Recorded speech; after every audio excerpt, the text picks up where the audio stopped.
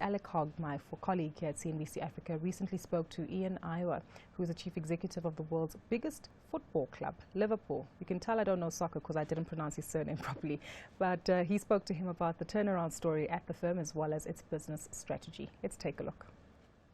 Yeah, very much so. We took new ownership back there, and a big part of our strategy was to grow the business, because it's fundamental to underpinning what you want to achieve on the football pitch is having a sustainable business that supports that. And we have a great brand, a great football club that has great history, and we've been able to build on that. And our owners were very clear when they went in that they wanted to see the business be sustainable, which is actually necessary now under financial fair play rules and other elements. So building all of the infrastructure that supports and grows the business was vital. So you've got certain restrictions. You can't just go out there and spend the next 10 years' revenues. You have to work within certain parameters. I mean, in its simplest sense, it's really, spend what you earn and live by your means, rather than, sort of over-investing, and which was a problem in the past. And I think it's good for the long-term interest of all football clubs and football generally that that's the case, because it means, if you generate a great business, generate great revenue, you can invest that into the team, and it creates a more balanced approach, I think, for everyone, a sort of level playing field, which is the ultimate objective for UEFA when they brought those rules. Mm-hmm. You mentioned UEFA, the Champions League, the European Champions League. How important is that in the revenue generation of a club?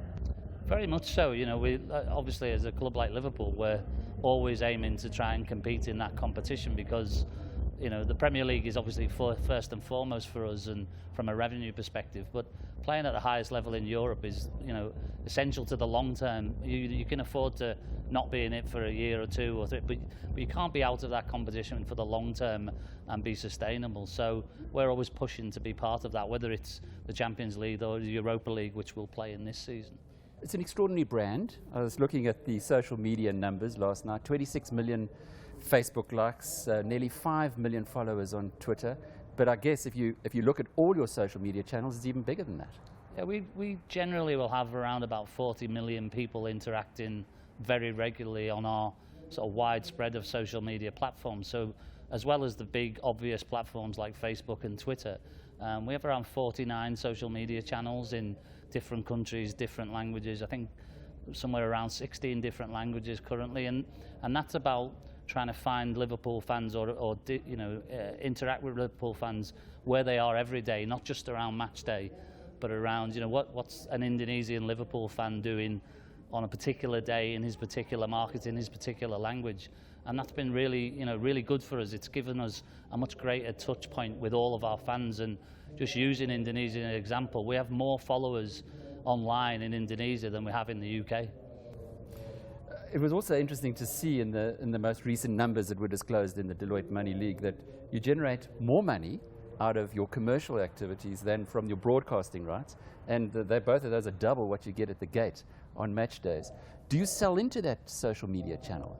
We do sell in. We sell in through our online business, and obviously there's a sort of correlation. The more people you bring to the media channels, the greater the level of conversion commercially is. So that's an important part of getting the right structure. But it's also, social media and digital media in general is one of the greatest tools you can have to reach fans in South Africa, Asia, the US, because you can really sort of have a regular dialogue, which is difficult for people who might never get to come to our home at Anfield. But we can have a genuine relationship with them, and obviously that also translates into transactional opportunities. You mentioned South Africa. You've got a very close South African relationship now with Discovery, Vitality, which is growing in the UK. How does that partnership work? Well, it's like a lot of our partnerships. It's fundamental in any partnership. We had a strategy when we started to build and continue to build our commercial operation that any partnership has to genuinely be a win-win, has to work for both sides. And I think it also has to be, a brand and an organisation that shares similar values.